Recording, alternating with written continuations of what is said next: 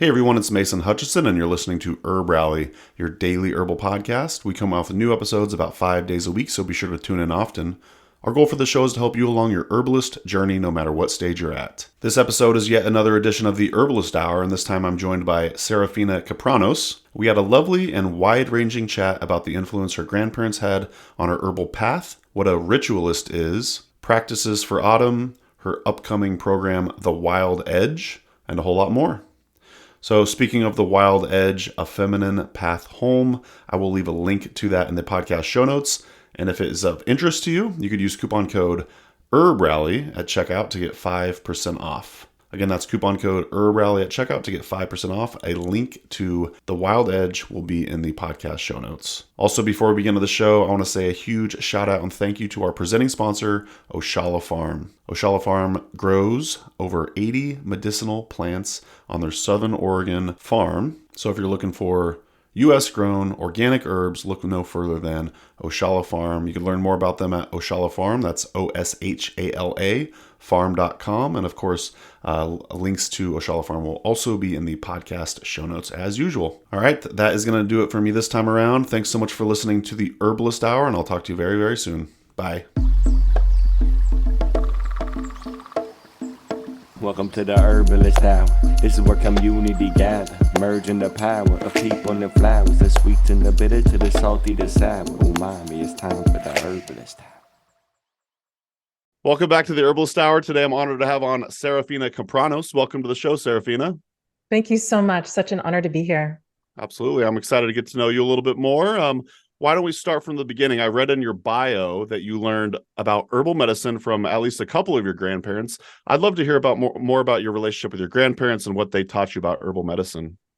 Absolutely. So my grandparents came from a small village in Europe, and they immigrated to Canada with my mom when she was 7.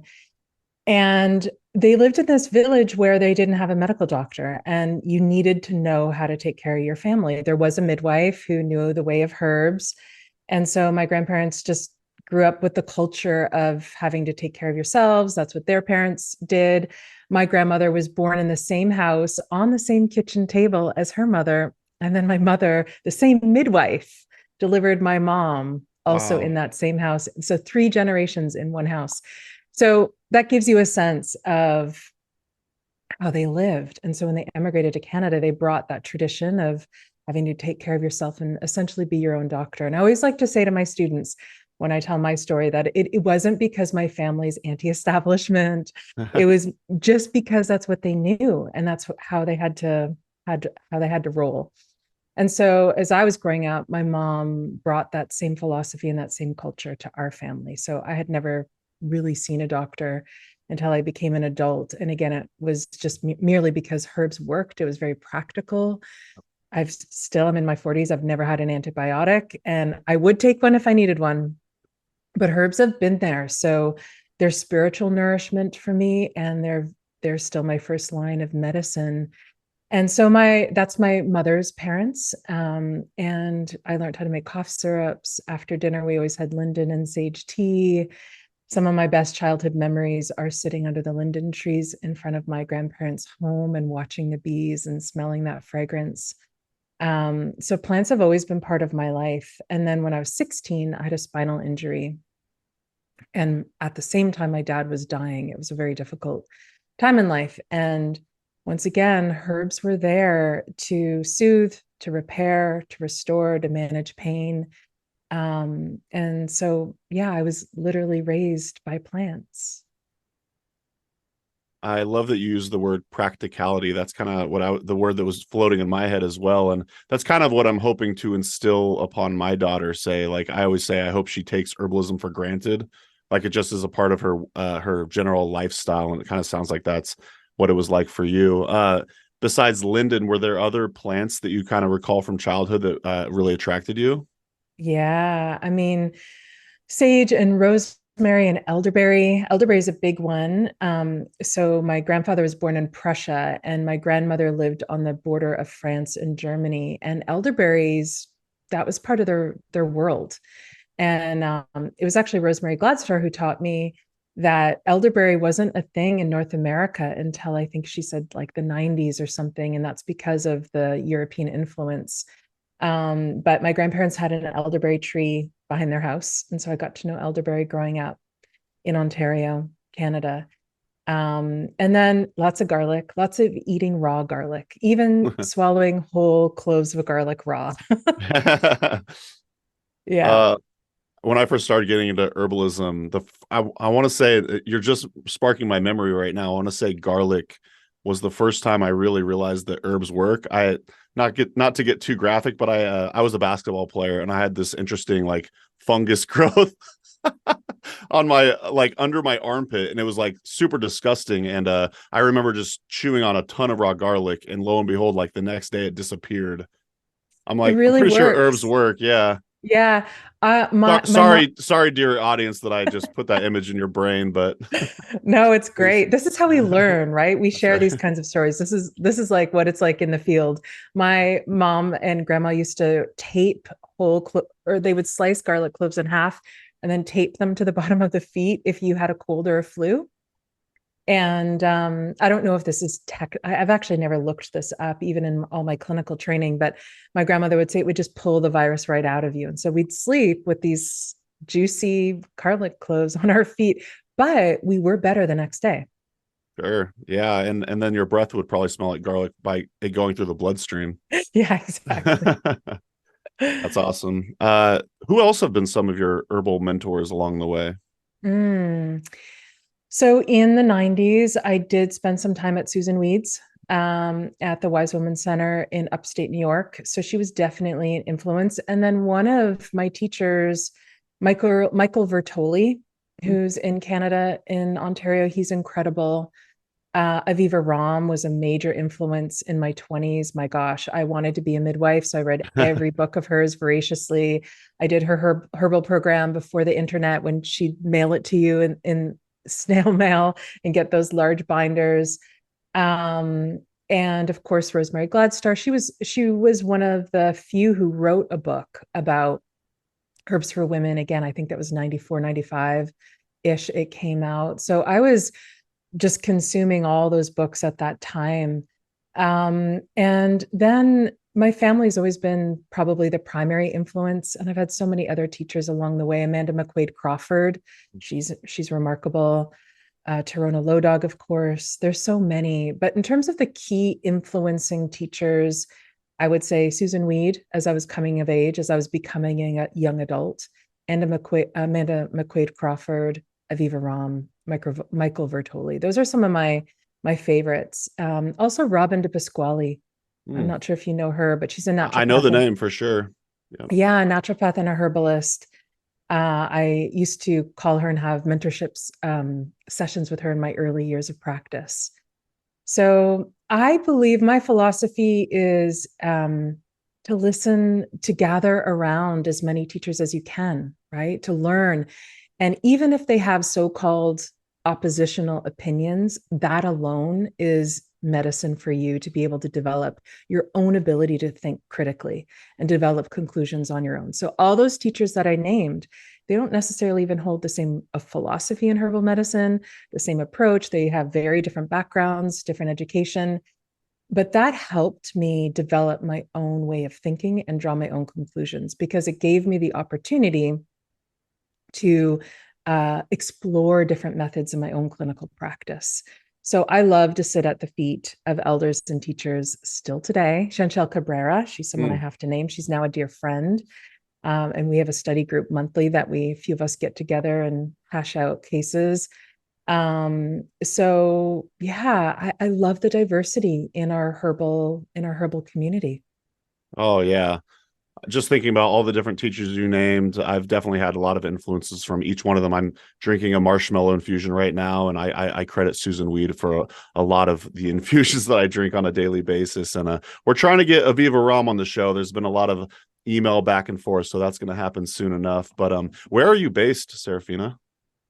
I now live on a small island called Salt Spring Island in British Columbia in Canada. So that's in the Salish Sea on the West Coast. If you're in the United States, we're just north of Washington State.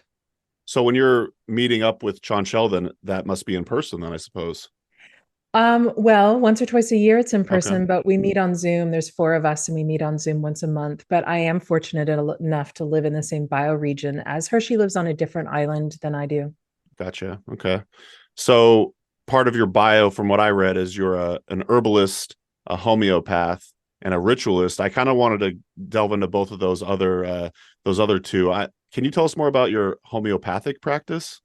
Yeah. So back then, when I was a teen and I was exploring herbs and making all kinds of recipes and diving into books in the 90s, I suffered this spinal injury. And in fact, I was essentially bedridden for months. And what got me back on my feet was a lot of tonifying herbs, but also seeing a homeopath. And I was skeptical of homeopathy, right? I come from a herbal family. I'm used to the sensuality and the color and the fragrance and growing your herbs and touching them and feeling them. And I was like, what are these little white pills? I'm not into this at all. However, it was homeopathy that literally, I would say within 3 days, decreased my pain by 50%.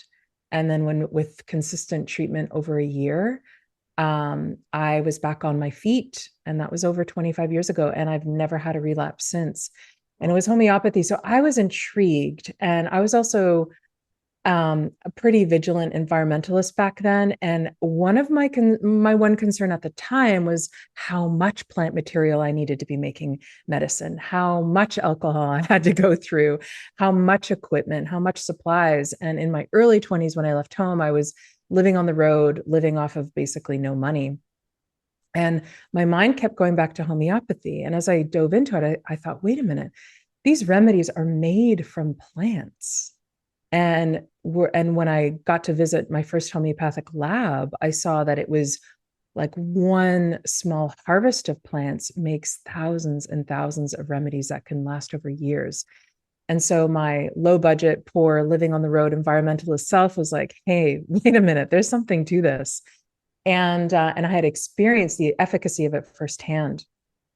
So I applied. I wrote a school in Vancouver, Canada, in the year 2000, and I essentially begged them to take me because I was not yet 21, and you needed an undergrad degree. And I wrote them this compelling letter, and I showed up on their doorstep, and I all but begged them to please take me. And I was the youngest student. The next youngest student was in her 40s. It was a program, a 4-year program for dentists and veterinarians and all these existing health professionals. But I guess it was fate. They took me, and it completely changed my life. And for me, learning homeopathy, this is classical homeopathy I'm talking about. It was like this mind-opening, mind-bending experience of learning the heart and soul of plants. And maybe one day this will happen, but I've always longed to teach herbalists homeopathy, and I've always longed to teach homeopaths herbalism, because I see them as like they're two sides of the same coin. And homeopathy is profound. It's still my favorite modality to work with primarily, and I use both in my clinic. And I could share more about how I do that later, but Sure. Homeopathy is incredible, is what I'll say. And it's an incredible way to get to know plants, is by reading those homeopathic materia medicas. And if you go back, certainly in the United States, to the early eclectic physicians and what we now know as naturopaths, but prior to naturopathic medicine formalizing, those practitioners, those early root doctors and early naturopathic doctors, they used both. And much of our herbal literature, written by some practitioners, is drawn from the old homeopathic materia medicas, because they were doing so much kind of controlled studies amongst their peers and their students. So yeah, it's incredible. Using the two together is incredible. Just a quick break from the show to thank our presenting sponsor, Oshala Farm. Oshala Farm is a beautiful and vibrant certified organic herb farm based in Southern Oregon, where they grow and sell over 80 different plant species.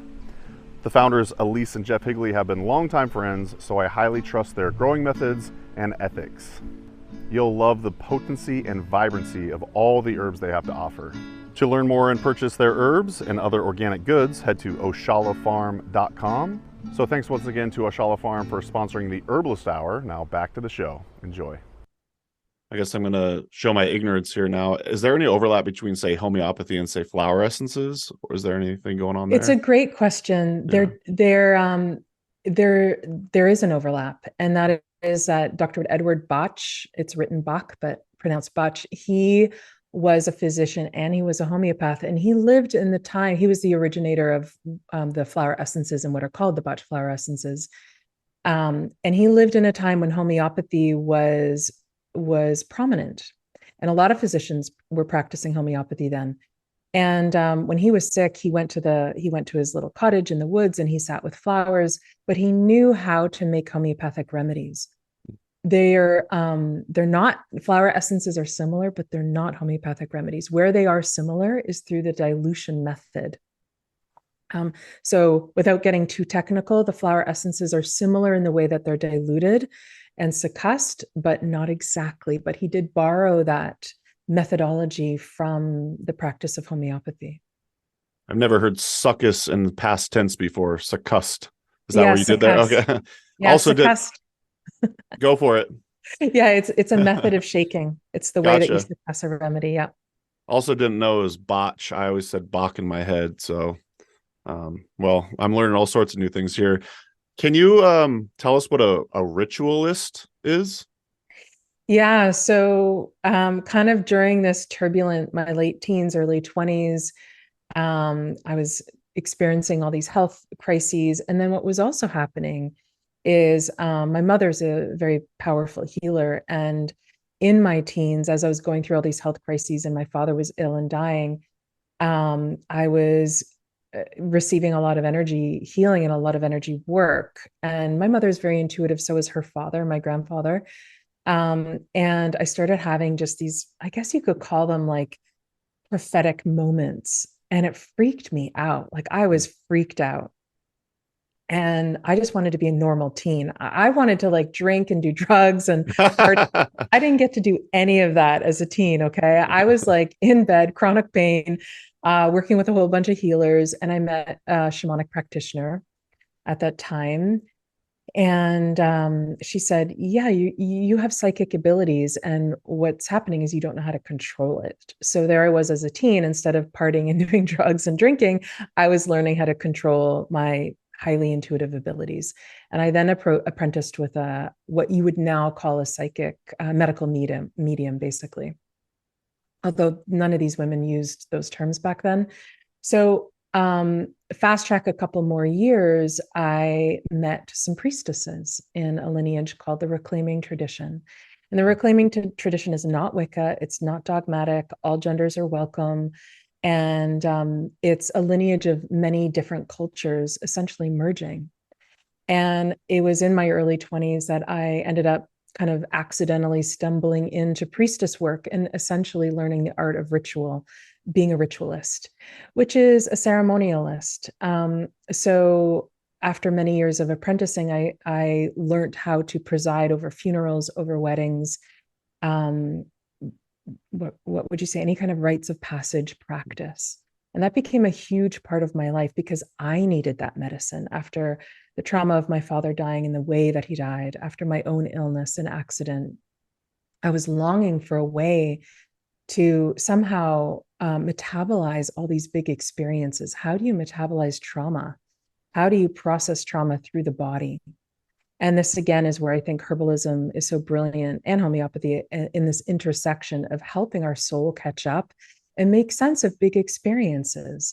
And if you look back through time, the arc of time, into ancient myths and fairy tales even, have you ever noticed that a lot of those ancient cultures for which those myths and stories arise, there's these agricultural ceremonies where people are sacrificing wheat, or they're ceremonializing and ritualizing the act of moving from winter solstice into early spring. And so there's this movement of time of where ancient cultures would emotionally go through a kind of emotional catharsis through the story, and also tie that into a land-based ceremony.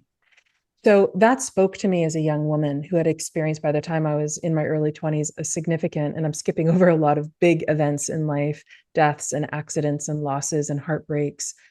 And so ritual was like a balm to my soul. And as somebody who is very sensitive and I can see and sense things, I needed that. I needed a way to feel my own belonging. And then I found that in a community. And because I'm service oriented and I'm here on the planet to serve others, I eventually, over many, many years, apprenticed and learned how to become an initiated priestess myself, where I come into someone's life and maybe it's illness or accident, or maybe it's something wonderful like a birth or rite of passage ceremony. And I'll facilitate those rituals. And I mainly do a lot of facilitation for large groups, like hundreds of people. Wow. In communities, healing rituals, winter solstice, summer solstice, Samhain. And it's a significant part of my life. It's nothing I ever thought I would do. And it's not something I necessarily sought to do, but it's kind of where life has taken me. Yeah, I noticed on your website, yeah, homeopathy, herbalist, ritualist. I love that those are like your three pillars, and you just kind of put it out there, and those are your specialties, and it all came from wanting to help yourself, and you seem like you said, a person of service, so then you want to teach others and help others, and yeah, I just think that's really neat, and I feel like a lot of herbalists kind of come to the same conclusion as they want to heal themselves, and then they're like, oh, I got to share this with everybody else. Kind of like tracing it back to when you were younger, like say a budding herbalist and whatnot, what was the progression like from like an apprentice now teaching, leading masses and rituals and whatnot? When did you like start growing in your power to start, doing this with hundreds of people? Yeah, it's a great question. It's one foot in front of the other. So Okay. it was when I finally got my footing as a practitioner, as a clinician. I was in my mid 20s, which is pretty young. And now that I think back, I marvel at how young I was. Yeah. And I started to do, and this is what I always encourage my students to do, is I just taught my first class, like a group of 6 people, herbs for cough and colds. And then my first ritual was in my community here for somebody had died quite tragically. And I thought, okay, the witch's New Year's, October 31st, let's have a little community ceremony. It was very small. And then slowly over time, consistency, and that's important. I was offering classes consistently. So it was 6 people, my first class, then it was 8. And then a year later, it was 18. And then a year after that, it was 25. And it kind of just began to develop its own life. And again, for all the budding herbalists out there, consistency is key. So making yourself known in community and handing out, back then it was handing out flyers at the local health food stores and community centers and mom and baby classes, because I wanted to be a midwife and Aviva Ram was my superhero in my 20s. I was all over letting all the midwives know and all the doulas know who I was, what I was offering. And I actually taught many classes for doulas. I even taught at the midwifery college when I was around 30. So consistency, showing up, letting people know who you are. And again, I wasn't on any ambitious teaching track. I was just so excited. And I wanted everyone to know all these incredible remedies and recipes that I was not only learning, but I was implementing in my practice. And I could see the change. I could see that it actually work. And that's what motivated me. And then, I would say, they say there's some kind of law around 7 years or 10 years, and that makes you an expert. I don't know if that's true. I will forever be learning. However, it was after maybe 7 or 10 years of practice and doing everything I'm explaining here that finally Pacific Rim College, which is the nearest herbal school to where I live, in 2010, they reached out to me and said, hey, would you like to teach? And so that began to happen, right? And so my world began to open and expand because I'm service oriented. And I think that's an important piece, no matter what we do as a career, is I was serving community. I also want to say, because this is a strong value of mine, is I donate maybe 20% of everything I do. So free classes, serving the unhoused community, serving women on the street, pregnant women on the street. I was a doula for many years, offering free services to those who couldn't afford those services. So that's a huge value of mine. And I was also doing that whenever I could. And I still do that today. There's a portion of my practice where I don't charge. I'm not in a city where I have the infrastructure to have a free clinic, but so I do it in my own way. So I was very active in serving in all kinds of way. And I think that not only as a budding herbalist, it gives you the experience. And then you get to see a wide variety of people. And that's really important, I think, as a herbalist. And because again, I live in an area where I don't have access to free clinics or a lot of the gatherings you have in the United States, and festivals, I was doing it in my own way. And then the other great thing about all this is that you meet colleagues and peers. And that's so important too, as a budding herbalist, is to build your community so that you have people that you can call up and say, hey, I'm seeing this weird fungal infection. How do you treat this? What would you do? When you're hearkening back to my garlic. Okay. We'll keep that image going in the audience's mind. When you say you donate 20% of your practice, I think that's really cool, by the way. It kind of reminds me of like, say, a tithe or something like that. That's really neat. Keeps the good energy flowing. Do you like actually kind of track that, or is it just kind of like a loosey-goosey goal of yours, or how does that look for you? Yeah. Now it's kind of intuitive. So if I'm seeing, like I have an online schedule, but I kind of know, okay, I'm seeing, 30 people this week in clinic. So I know that next week I want to offer this many services or this many free spots. It's not always that linear because frankly, how it really turns out, Mason, is that when anyone emails me or asks for a session and they let me know, or a colleague will say, hey, this person's on the street, they really need help. Do you have room? It just seems to work out. So I now, because I'm well established, I have the privilege, and it is a privilege, that I can afford to basically turn no one away. And so it just works out that way. There have been times, especially, early COVID, when I was giving more, but I could, right? People are in a lot of crisis, and I was giving as many free sessions as I could. It was probably more than 20% then, but I could because I was teaching a lot at that time. Everyone was online teaching, and I was teaching a lot of big programs. And so I'm like, I can do this right now. It all works out. But yeah, I loosely track it. Very good. Well, and I do want to get to your online teaching here in a bit, but I want to stay on the ritual train for a minute. It's fall. You seem like a really good person to ask. Do you have any specific, say, fall rituals or practices that you'd like to share, or anything about fall in general that you appreciate about it? Yeah. So we just crossed past in the Northern Hemisphere, the autumn equinox, and we're moving towards Samhain at the end of October. So this time of year is one where our ancestors, no matter where you live, no matter what culture you're from in the Northern Hemisphere, our ancestors had harvesting rituals and ceremonies. And the point, very simply put, is the purpose of these ceremonies and rituals is to feel our place and our belonging with the earth, because we're not just connected to nature, we are nature. So bringing the harvest into your home is a very simple and yet beautiful practice that I love to do. So altars on your kitchen table. I have altars in my kitchen table where I am now. I have altars on my counters. I have altars behind me there. And it's a way to receive through the unseen world, because that's also what being a ritualist and a priestess is about. It's being in conversation with the unseen world, those forces of nature and that invisible energy that animates all life.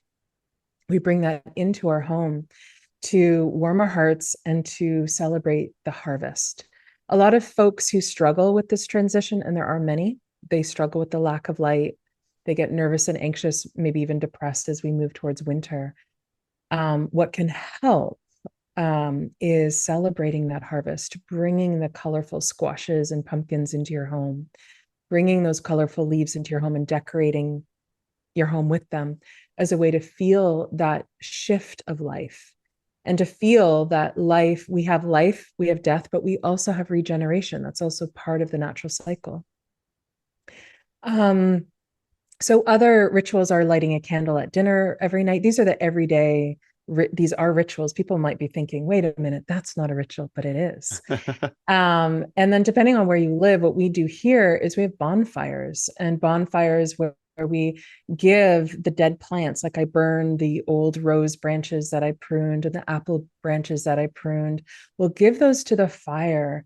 And we do two things. One is to honor and give gratitude for the bounty that we had, for the summer that we had, for the yields that we had, and all the celebration and the beauty and the gatherings that we had of summer.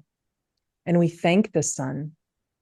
And then as we're also giving all that dead wood to the fire, we then make our prayer for this next churning of the wheel. And so we'll ask nature, we'll ask that the world behind this world to feed our spirits and to feed our hearts and to bring that sun energy, that heat into our bodies, so that we may have a good winter where we replenish and we rest and we regenerate, so that we can, once again, when spring comes, bring all that vitality back to our lives.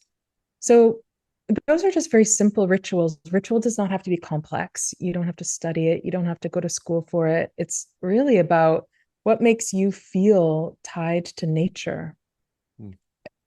And then making that connection of how our inner world, what's happening out there in nature is also happening in here in our being. I guess we've been unknowingly, well, Amanda has been knowingly doing a lot of that already. She's been bringing in all sorts of plants, creating altars. We've been lighting candles every night at dinner time, like you suggested. And we had a bonfire the other night. So those are all really great suggestions. I particularly do love this time of year. I think it's a lot of our favorites. So can I ask you, please. Mason? Yeah. How does that make you feel that Amanda's been doing that? The bonfire, the candles, how's that make you feel? Oh, I just got goosebumps right when you asked me. I mean, it's the beauty alone. Just every corner, every nook and cranny of our house has some sort of beauty going on. Like you said, you're bringing the nature inside, or the bounty inside. It just makes me feel just super happy looking around and seeing all like the goldenrod like crowns that she's making. And I love her intentionality behind it. I want to say it brings so much joy, and just seeing the beauty of it all. Yeah. And that, thank you for sharing. And I think that what you just said summarizes, and I know this might sound like a big statement, but it summarizes our purpose of, that's what it is to be human. Yeah. I believe that our purpose is not about how you make money or your career. Our purpose is about how we pour blessings on the earth and how we feel our place amongst the cycle of nature. And so I just love how you summarize that. And again, I know this is kind of a big statement, but I work with a lot of complex conditions in my clinic and a lot of depression and anxiety. And I have observed that when people have those little practices like you and Amanda do, it does bring joy. It's the little things that can create profound shifts inside someone's being. It's the little things, because the little things amount to so much when you do this over and over and over and over, right? We feel our place and our purpose. Yeah, some people might not know it from my like outward facing, personality or whatever, but I struggle with depression quite a bit. I always have. I want to say just seeing the nooks and crannies and the altars in our house does keep me present, which I've been trying to focus a lot more on. And like typically when I'd walk back from the gym or something like that, I'd have headphones on and I would be listening to, say, a podcast, but I'm making it a practice now to not listen to anything, just to focus on the surrounding. And we live in a really like old town with like a lot of cool houses and nature and stuff like that. So I'm like, why am I trying to distract myself by listening to something every day when I could just take it all in? And it's been so beneficial just to stay present and just really just pay attention to what's going on around me, I guess. Yeah, and that's when, in my tradition, we say our triple, that gives rise to our triple soul alignment, what you just described. Mm. Because depression and anxiety, one aspect of them is that we're either stuck in the past or we're Yeah. stuck in the future, right? Yeah. Anxiety is often stuck in the future. Depression is sometimes stuck in the past. I want to acknowledge I'm making it very simple, so I forgive like me, that. everyone who's listening. Sure. But if we were to put it simply, but anything that brings us into the present moment, Yeah. ritual, ceremony, being with nature, what you just described, we have that alignment can happen, right? And there's an ease in our soul. And there's a way in which our mind, body, heart, soul then comes into that coherence. And coherence is where health lives, right? Coherence is where health lives. Mm. And so again, I feel very passionate about this because I've seen it. That is what can help us heal, and that makes it plays a huge role in mental health. Is that triple soul alignment? Can you say more about the coherence that you were just talking about? Yeah, so I recommend anyone listening to check out the Heart Math Institute. They do such incredible research. And so coherence is when there's a harmony, there's a alignment, you could say. And our heart has its own nervous system. There used to be a time where we thought intuition lived here and our mind was here. It's not. Our mind, you could say, is between every soul in our body.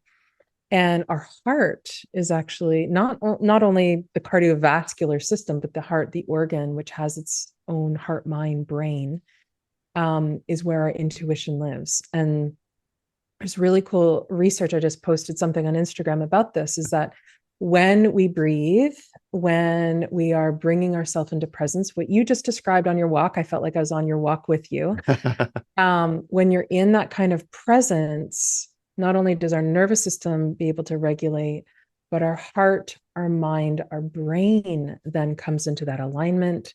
We feel better. We can even feel ecstatic or euphoric. And it's a way that we can repattern our nervous system. But here's the other cool thing that the heart math has recently come to, is that our human electromagnetic field then shifts. So if I'm in that heart coherence with you in the room, you will suddenly begin to entrain with my nervous system, right? Have you ever been in the room with someone who's like that? They're just so relaxed. You can kind of feel that they're in that lovely place.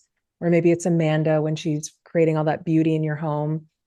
And you go, wow, I just feel better. Huh? And you feel present.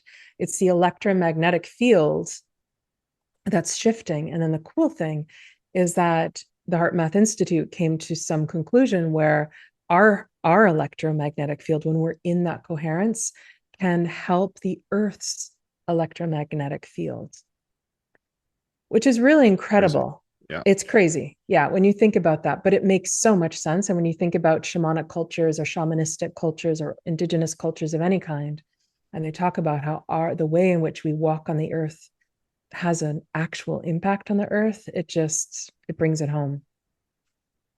I was actually going to ask you about that later on down in the show, but I'm glad we talked about it now. That was incredible. And yeah, I was just on your Instagram and I saw that. I was like, oh, I have to ask Seraphina about this, but I feel like we're in coherence right now. I'm feeling way more calm right now. So I really appreciate your energy despite being, thousands of miles away and whatnot. My pleasure. Yeah. Well, why don't we switch gears a little bit and talk about your upcoming, I don't know if you call it a course or whatever, but it's called The Wild Edge, A Yeah. Feminine Path Home. Can you Mhm. tell us a little bit more about that? When this podcast is released, it's going to be happening probably in about a week or so. So why don't you tell us more about that? Yeah, so it's the culmination of my career and also the career of my co-founder and business partner, Dr. Carly Danoon, who's a naturopathic physician, a very wise woman herself. And where we both meet is in the world of loving plants and recognizing their power and their wisdom, that they're more than just these constituents that do cool things to our anatomy. So it is a program for anyone who identifies as a woman. And It's essentially a way to wake up your own inner wise woman, because having worked primarily with women, that just statistically is who shows up for healthcare in most providers' offices. What we have found is that women often have people, and especially women, because that's our demographic, are in tune and in touch with, they have a deep, powerful inner knowing. And that's kind of what you and I have just touched on briefly, is you have an inner knowing that guides you on your walks, and every woman, every person has that inner knowing. And when we listen to that inner knowing, that's when we come into that heart coherence I'm talking about. And that's also when we can make decisions. Well, let me just back up. Imagine, Mason, if people made decisions from that place, right? Imagine if we all made life decisions from that kind of coherent place, that heart, mind, body coherence. That's pretty powerful. And so that's the kind of revolution that we're wanting to birth, is that women, especially because they tend to be the providers, the caregivers, the mothers, the sisters, the doctors, the communitarians. We want to start that revolution where women are so deeply in touch with their inner wise woman, and they make decisions from that place for their own health, for the healthcare and the well-being of their family, friends, peers, and community. And then we get that message even deeper into the world. So practically what it is, it's a program. It's taught over 8 weeks, so there's enough content to keep you busy for a lot longer than that. And it's a combination of body wisdom lectures taught by Dr. Carly Denoon from that medical, but also that wise woman approach. And then it is beautiful videos on medicine making, specific recipes. I offer the monographs or the plant wisdom based on my clinical experience, both combining the physiological, the herbal actions, all the stuff you want in a monograph, but also the plant spirit essence, the deeper teachings and the mysticism of a plant. And then I read you myths and stories that connect to these plants, just like I was speaking earlier, how there's a lot of wisdom in stories, and they can, myth and folk tales, they reveal hidden truths. And if you've ever heard a story, it kind of can wake something up in you. And that's because there's wisdom encoded in these myths and folk tales. So we bring that in. And then we bring in ritualistic practices that you can bring into your own life as a way to help metabolize your life, and as a way for you to bring ritual into your everyday life, and also to bring it into communities. So this program is designed for every woman, every person identifies as a woman, and especially or including those who want to start their own women's circles, who are already herbalists or practitioners or doctors or physicians, and they want to bring this wise woman approach into their practice in a grounded way, and kind of merge those skills of myth, folklore, ritual, body wisdom, herbal medicine, and wrap it all up. Because, and the reason we kind of packaged all those modalities together is because of my career being an international teacher for 15 years. I find that that's what women crave. They want that multidimensionality of life. People want that. People want the multidimensionality of life.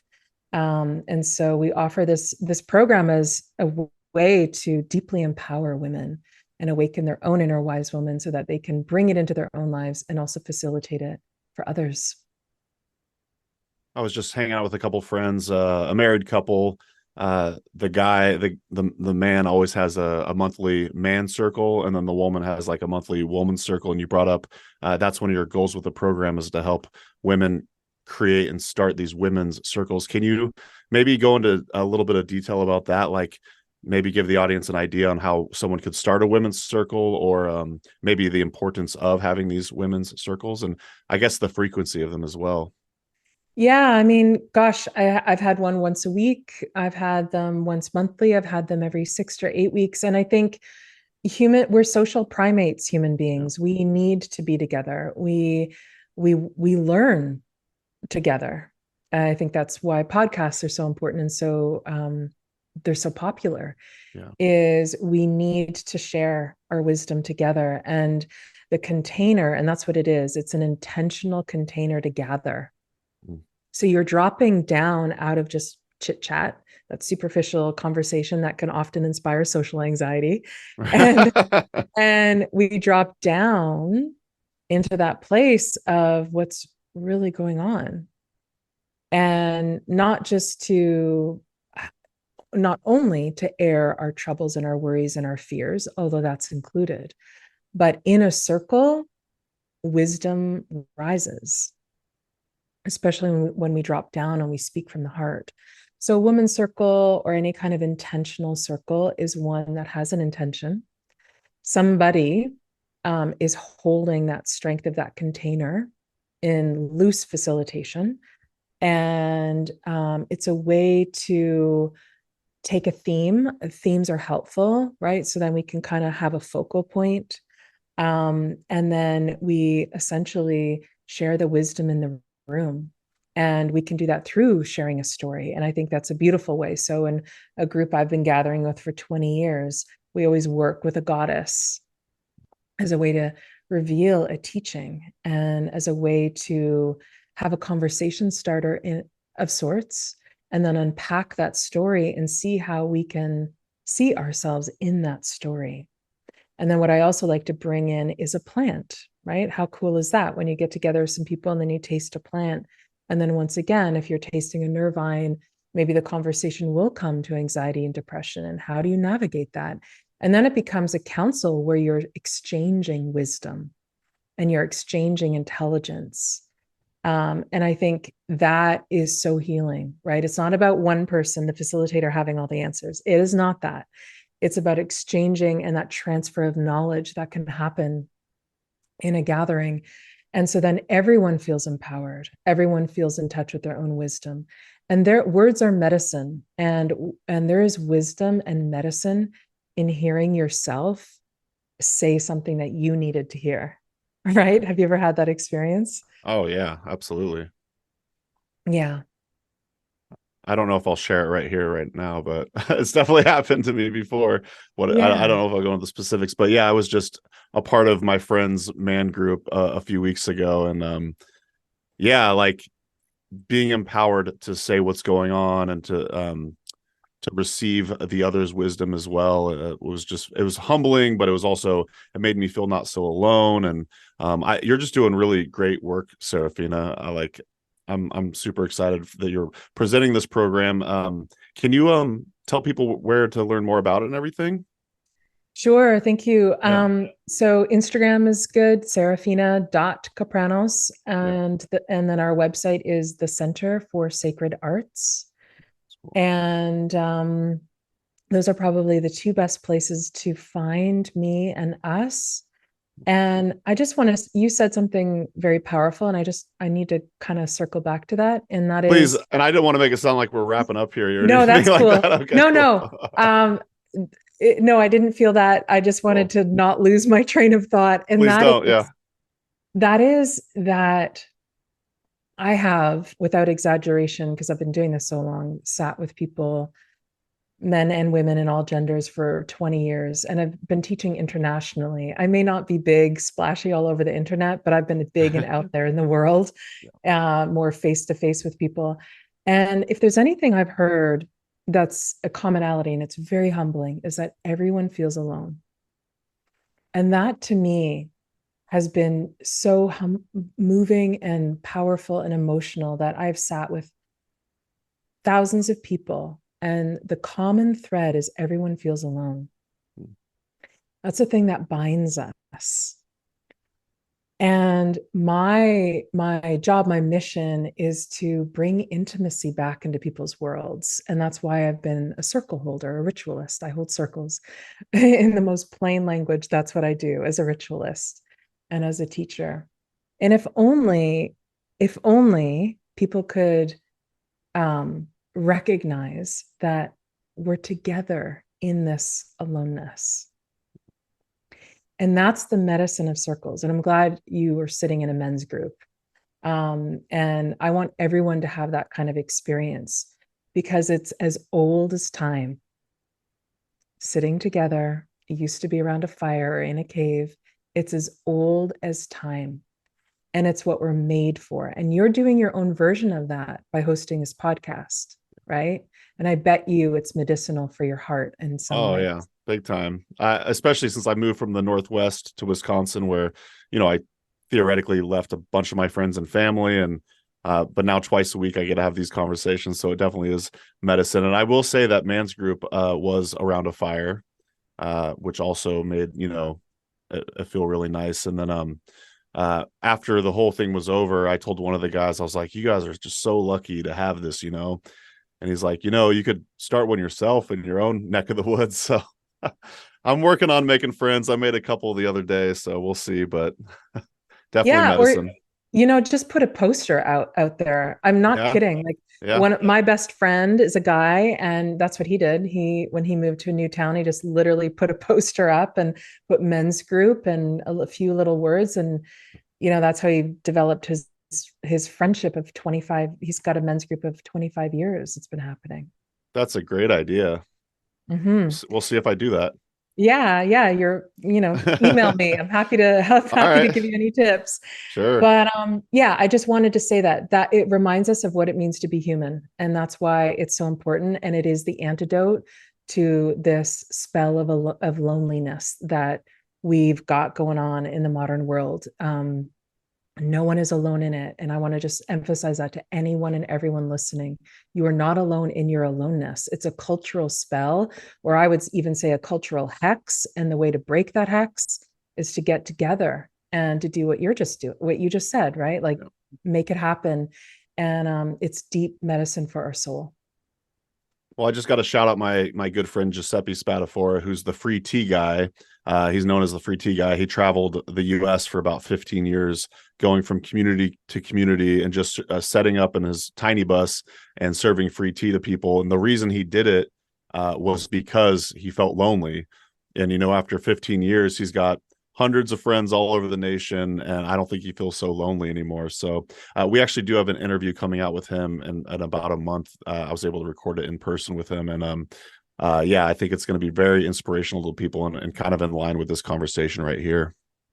Very cool. I'm going to look Yeah, him up. That's awesome. absolutely. I want to say it's freeteaparty.org, but That's so good. And just such a good example of be the thing that you desire, right? yeah. Yep. Yeah.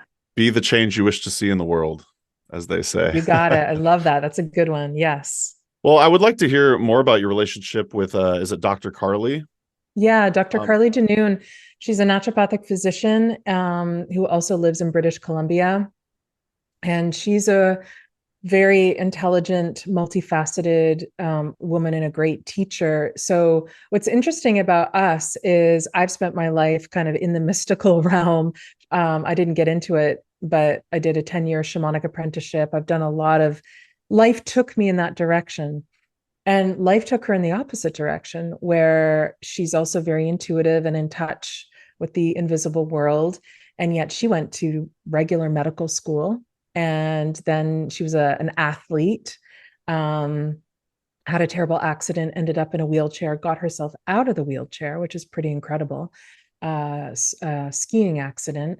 And then she ended up going to naturopathic school and became a naturopathic physician. And for those listening, in Canada, naturopathic physicians are kind of like medical doctors. They can act as primary physicians. They can do all kinds of physical exams. I think it's a little different in the United States and elsewhere. So she has worked as a primary physician and was prescribing drugs because that's what she could do. She has a license to do so, prescribing pharmaceuticals. And she crashed and she thought, my gosh, all I'm doing is handing out antibiotics and antidepressants, which is cool and necessary when they're applicable. But she got overwhelmed, and she had basically her own health crisis stopped her in her tracks, and she became a mother and realized she wanted to be working primarily from that wise woman way. And we both live rurally, although we're far away from one another. So we have this deep relationship to the wild lands and where we live. And so we joined forces, and I had been teaching and traveling the world and wanting to found a school called the Center for Sacred Arts. And she stepped in and became my co-founder. And our mission truly is to remember what it means to be human. And basically everything you and I have been talking about, the multidimensionality of what it means to be human, because that is our way out of this global crisis. And also my devotion is to the land and also specifically human beings. And I see the suffering, I see the soul anxiety of human beings and the loneliness we were just talking about. And my mission is to bring the magic, the belonging, the deep medicine that people need. And that's what we're doing together through the Center for Sacred Arts. Think about the wild edge. It's that place of change and transition, right? Yeah. And so it's a metaphor. But yeah, our program, that's the flagship program. Gotcha. From the Wild Edge, is kind of our first bigger project together, is this program, the Wild Edge. So you're clearly doing amazing work, and I highly encourage you to check it out this year. But I have to ask, because there'll probably be a week from when this releases to when it launches, will this be an annual thing? Because podcasts live on forever. So if you're listening to this a year from now, is someone going to be able to check it out again? Absolutely. Yeah, absolutely. Mm-hmm. Very good. Yeah. I also do want to say y'all were kind enough to give HerbRally listeners a discount code, and you could save 5% with coupon code HerbRally at checkout. So again, that's centerforsacredarts.com. You can also learn more about Seraphina at seraphinacapranos.com as well, right? Yeah, that's right. Sweet. But we're still not out of here yet, because I did have some more questions for you that I definitely wanted to get to. But was there something else you wanted to like wrap up speaking about the program? I didn't want to cut you off there. No, I think I got it. Yeah, I think Awesome. I said all that I needed to. Thank you. Good. Well, dear listener, all links will be in the podcast show notes and the YouTube description, because we're also available on YouTube. So, speaking of your Instagram account from earlier, you had a post that said, I'm sorry, this was from your website. Accept that joy and fulfillment are not reserved for some time in the future, but available to you now. And again, this kind of goes to a lot of the things we've already been talking about, but I just really loved how you put that. I was just hoping you could kind of expound upon that. Yeah, well, that's that coherence that I'm talking about. Yeah. Like, so much of our mental anguish and suffering is trying to get somewhere. And that's been bred into us from this capitalistic world that we're living in, right? Yeah. But what if it's right here, right now? And I think it's a radical revolution, and I think it's anti-capitalistic to call that in right now, right? The fact that we have food, we have water, we have this body. Even living with an illness does not mean that you can't be healthy, right? Like, you can live with a chronic condition and still be healthy. Health is not defined by the absence of disease. Health is defined by the freedom and the liberation that we find within our condition, right? So I'm all about turning our perspective upside down, because I think that is healing, is shifting our frame of reference. And so joy and fulfillment can be here right now when we align our heart, mind, spirit, soul, that triple soul alignment. We can call that into ourselves by being in the present moment. And I've sat with people on their dying days. I've sat with people when they're heading out of this life. And even that, I'm not being overly poetic by saying this. Even in those moments, people can feel their health, their freedom, their liberation, and their joy by being present with what is, right? But we've been indoctrinated and domesticated into these false definitions of what joy, fulfillment, and satisfaction is by the overculture.